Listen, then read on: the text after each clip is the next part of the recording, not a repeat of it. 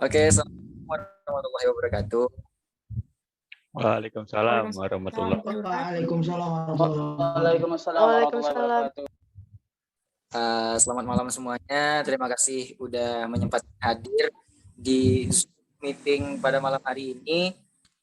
Oke, kayaknya kita langsung aja ke pembahasan pada malam hari ini.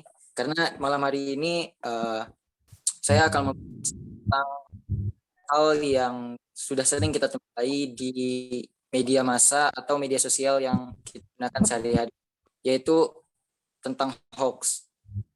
Jadi kalau kita berbicara tentang hoax, kita pasti pernah mendengar kayak istilah berita vaksin bakal bikin orang jadi titan, atau berita vaksin yang bikin orang jadi kesurupan, atau berita vaksin yang membuat orang bisa meninggal dunia, dan lain sebagainya gitu kan. Jadi kita tahu nggak sih sebenarnya hoax itu apa gitu? Kalau menurut saya pribadi, hoax merupakan fenomena yang cukup eksis, yang kita kenal dan kita jumpai di era pasca kebenaran seperti saat sekarang ini. Karena perkembangan zaman membawa manusia melewati berbagai macam kemudahan yang disediakan oleh kecanggihan teknologi itu sendiri. Kecanggihan yang dimaksud di sini adalah dengan adanya media sosial.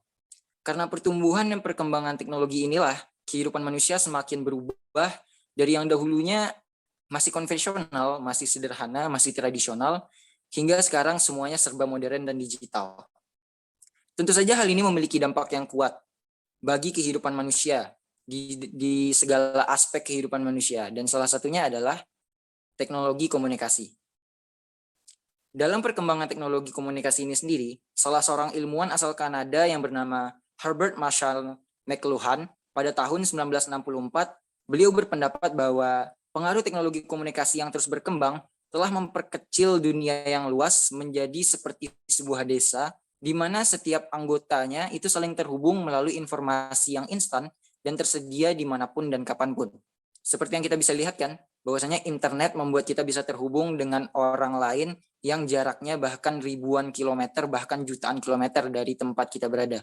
Dan inilah kenyataan realita tentang internet yang kita rasakan seperti saat sekarang ini. Efek dari perkembangan teknologi komunikasi atau media ini membuat berbagai macam informasi dapat kita nikmati. Entah itu informasi dari Papua, atau informasi dari Kanada, atau informasi dari Amerika, informasi dari Cina, dan negara lainnya yang ada di pelosok dunia manapun dapat kita akses informasinya. Namun di sisi lain, perkembangan teknologi berupa internet ini juga memberikan efek domino bagi kehidupan manusia. Karena penggunaan internet ini dapat berdampak positif dan juga berdampak negatif tergantung bagaimana manusia memanfaatkan dan menggunakannya. Dampak positifnya kita dapat merasakan bahwasannya kita bisa terhubung dengan orang yang jaraknya jauh dari kita. Kita dapat bertemu dengan orang yang kita sayangi meskipun terhalang oleh jarak dan tempat. Nah, dampak buruknya apa? Dampak buruknya adalah terjadinya situasi atau fenomena di mana informasi yang beredar di internet atau media sosial ini mengalami kebanjiran informasi. Nah, ketika informasi ini sudah banjir atau melebihi kapasitas dari kemampuan mengolah informasi dari pemikiran manusia, hal ini akan menciptakan keraguan bagi manusia yang mengakses informasi tersebut. Keraguannya seperti apa? Keraguannya adalah kita tidak tahu manakah informasi ini benar atau informasi ini salah. Nah, inilah yang dimaksud dengan bias konfirmasi. Kita seringkali tidak menganalisis pesan atau informasi yang kita dapatkan dari media sosial sehingga menciptakan yang namanya hoax. Dan inilah asal mula kenapa hoax bisa muncul kembali ke permukaan. Kenapa saya bilang hoax muncul kembali ke permukaan? Karena menurut saya pribadi, hoax itu sudah ada sejak zaman dahulu, bahkan sebelum teknologi ada. Jika kita artikan atau kita definisikan secara mudahnya, hoax dapat diartikan sebagai sebuah kebohongan. Dan ketika melihat, mendengar, dan merasakan kebohongan, kita pasti pernah mendengar, melihat, dan merasakan juga gitu kan.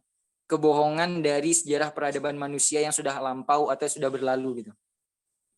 Dan menurut saya, hoax merupakan suatu wujud baru dari kebohongan tersebut yang dibalut dan dibungkus dengan media yang lebih modern, yaitu media teknologi. Nah, Jika hoax merupakan sebuah kebohongan dan sejak zaman dahulu sudah banyak kebohongan yang sudah terjadi gitu. Lalu kenapa hoax ini menjadi sesuatu yang sangat penting untuk diatasi saat sekarang ini? Seperti yang sudah saya jelaskan tadi, yaitu karena adanya pengaruh teknologi. Terdapat perbedaan situasi dan kondisi antara kebohongan di masa lalu dan juga di masa depan atau masa modern seperti saat sekarang ini. Di mana pada masa lalu atau masa lampau ketika teknologi belum berkembang, kegiatan menyiarkan informasi di media massa itu hanya dapat dilakukan oleh beberapa orang saja.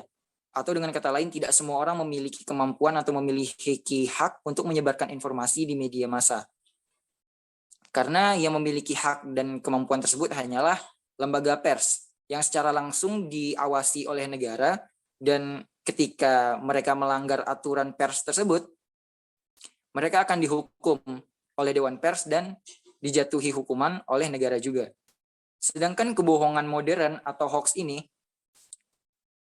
terjadi ketika semua orang atau setiap individu di dunia memiliki hak yang sama, memiliki kemampuan yang sama untuk mengakses media massa melalui media sosial. Nah, hal inilah yang menciptakan situasi di mana kita tidak tahu siapa yang menciptakan informasi, siapa yang menyebarkan informasi, dari mana informasi ini berasal. Seringkali hal ini menjadi rancu dan menjadi tidak jelas. Nah, inilah bentuk dari hoax yang banyak beredar pada masa sekarang ini. Sebuah informasi yang tidak jelas asal-usulnya dan sukar diidentifikasi kebenaran pesannya. Nah, pada beberapa waktu yang lalu, seperti contoh yang sudah saya sebutkan di awal tadi, kita mendengar tentang berita palsu mengenai vaksin, bukan? Nah, berdasarkan infografis yang saya dapatkan dari website resmi Kementerian Komunikasi dan Informatika atau Kominfo, yaitu di www.kominfo.go.id, di sana mencantumkan data bahwasannya terdapat sekitar 2.290 berita hoax yang tersebar di media sosial per 23 Oktober 2021.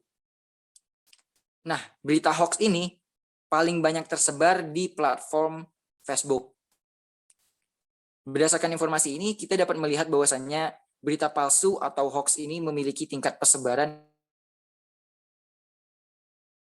Nah, kenapa hal ini bisa terjadi? Karena tingkat kepercayaan Indonesia terhadap media masih sangat tinggi. Dilansir dari kompas.id berdasarkan survei Edelman Trust Barometer pada tahun 2021, tingkat kepercayaan masyarakat Indonesia terhadap media itu menyentuh poin 72. Dan ini merupakan poin tertinggi di seluruh dunia, mengalahkan Cina yang memperoleh poin 70. Sehingga kita mendapatkan sebuah situasi di mana ketika masyarakat kita mendapatkan informasi yang fenomenal dan sensasional, tentunya masyarakat kita cenderung untuk mempercayai informasi tersebut tanpa mencari tahu sumbernya dan juga langsung menyebarkannya kepada orang lain dengan dalih bahwasannya berita ini sangat penting atau berita ini sangat mengejutkan begitu. Jadi tidak heran gitu kan jika kita sering mendengar istilah berita grup WhatsApp keluarga. Selain akibat dari tingginya tingkat kepercayaan masyarakat terhadap media, cepatnya persebaran berita atau informasi hoax juga disebabkan oleh adanya unsur novelty. Nah, unsur novelty ini apa sih? Unsur novelty atau sesuatu yang baru yang tercipta atau terjadi di lingkungan masyarakat kita. Nah, pada umumnya berita hoax memiliki unsur ini di dalamnya. Sehingga ketika masyarakat kita memperoleh informasi tersebut, mereka cenderung untuk mempercayainya. Apalagi jika kita melihat masyarakat kita yang sangat sensitif dengan perubahan lingkungan yang terjadi di sekitarnya. Contoh saja, kita ambil contoh. Terjadi sebuah kecelakaan raya. Kita pasti tahu bahwasannya mayoritas dari masyarakat kita akan berkerumun dan berkumpul di tempat kejadian kecelakaan tersebut gitu. Dan fakta menariknya adalah mayoritas dari orang yang berkumpul tersebut tidak datang untuk menolong korban kecelakaan, melainkan hanya untuk mengetahui perihal atau peristiwa apa yang terjadi pada saat itu. Nah, inilah yang mengakibatkan salah satu faktor kenapa berita hoax ini menjadi sesuatu yang menarik. Literatur sosiologi menyatakan bahwa manusia akan lebih tertarik atau terdorong untuk menyebarkan informasi yang baru. Sehingga dari sini dasarnya adalah manusia itu selalu memperhatikan hal-hal baru yang ada di sekitarnya.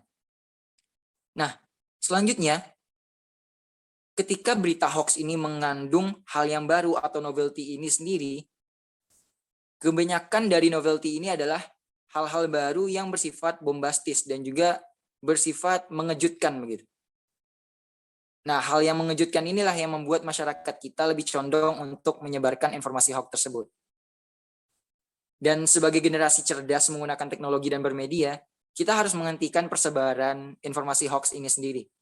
Karena seperti yang kita tahu, informasi hoax tidak memiliki dampak positif sama sekali. Bahkan lebih banyak negatifnya malah, menurut saya. Apa bentuk negatif dari berita hoax ini sendiri? Berita hoax ini dapat memanipulasi dan mengendalikan pemikiran dari pembacanya. Tidak hanya pikiran, melainkan pendapat, pandangan, dan juga tindakan dari pembacanya dapat diatur oleh komunikator dari berita hoax ini. Sehingga pembaca dapat menuruti keinginan dari sang komunikator. Nah, bagaimana jika pembaca sudah menuruti keinginan komunikator? Maka komunikator dapat memanfaatkan pembaca sesuai dengan keinginannya, baik itu untuk kepentingan yang positif maupun kepentingan yang negatif. Namun, penggunaan berita hoax ini kebanyakan digunakan untuk hal yang negatif. Contohnya, berita hoax banyak digunakan sebagai media propaganda yang digunakan oleh para aktor politik untuk menjatuhkan lawan politiknya. Dan kemudian, berita hoax juga banyak digunakan oleh para teroris untuk menyebarluaskan ancaman dan ketakutan di masyarakat. Selain itu, berita hoax juga dapat dimanfaatkan oleh orang-orang yang iseng atau bahkan orang-orang yang nggak punya kerjaan untuk menyebarkan kebencian dan mengadu domba satu sama lainnya. Dan jika hal ini terus berlanjut di masyarakat kita, hal ini akan menciptakan konflik serius, bahkan dapat menciptakan konflik berdarah di masyarakat kita. Untuk mencegah hal tersebut, kita harus memiliki kemampuan filterisasi efek media namanya. Apa sih maksud dari filterisasi efek media ini? Filterisasi efek media adalah kemampuan individu untuk menyaring, memilah, dan memilih informasi yang didapatkannya ketika berselancar di internet. Contohnya, ketika kita mendapatkan berita atau informasi mengenai COVID atau kita ambil saja keadaan sekarang ini, mendapat berita atau informasi mengenai vaksin. Nah, ketika kita membaca informasi tersebut, dengan adanya filterisasi efek media, kita dapat memilah dan memilih informasi mana yang benar dan informasi mana yang salah.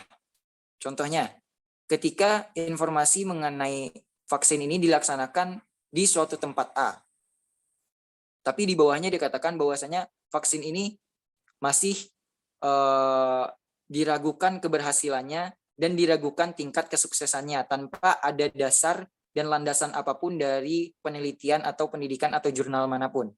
Nah, informasi inilah yang seharusnya tidak kita konsumsi. Karena asal dari informasi ini tidak jelas. Landasannya di mana, dasarnya di mana, dan siapa yang menulisnya pun tidak ada.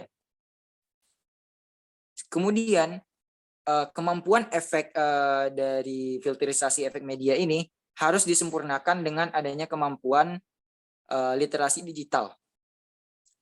Apa sih literasi digital ini sendiri? Literasi digital adalah kemampuan seseorang untuk menganalisis, menilai, mengidentifikasi, menggunakan, membagikan, bahkan membuat informasi-informasi positif yang ada di internet atau media massa, dan membuang dampak-dampak negatifnya. Nah, jika hal ini dapat kita laksanakan di dalam lingkungan masyarakat kita, maka masyarakat kita akan dapat mengakses informasi dan juga berselancar di internet dengan lebih positif. Jika informasi yang kita peroleh bersifat positif, maka informasi tersebut juga dapat berdampak positif di masyarakat kita. Contohnya, ketika masyarakat kita diberikan informasi mengenai keefektifan penggunaan dari vaksin untuk menurunkan tingkat kematian akibat COVID-19, maka hal ini dapat berdampak baik bagi masyarakat kita, di mana masyarakat akan terdorong untuk melakukan vaksin, sehingga setiap orang di masyarakat kita sudah vaksin, sehingga tingkat kematian dari corona atau COVID-19 ini dapat diturunkan, sehingga pandemi yang sudah kita jalani dari 2009 ini dapat segera berakhir gitu kan. Nah, yang terakhir yang dapat saya simpulkan adalah mari kita sama-sama menjaga informasi yang kita konsumsi dan kita saling menjaga satu sama lain ketika kita berselancar di internet. Bagaimana caranya? Dengan saling mengingatkan informasi yang kita konsumsi, baik itu dengan teman terdekat atau dengan keluarga. Sekian informasi yang dapat saya sampaikan dan sekian juga speech yang saya dapat sampaikan pada malam hari ini. Apabila ada salah kata atau salah tindakan selama saya menyampaikan informasi ini, saya mohon maaf. Saya akhiri. Assalamualaikum warahmatullahi wabarakatuh. Dan terima kasih. Waalaikumsalam.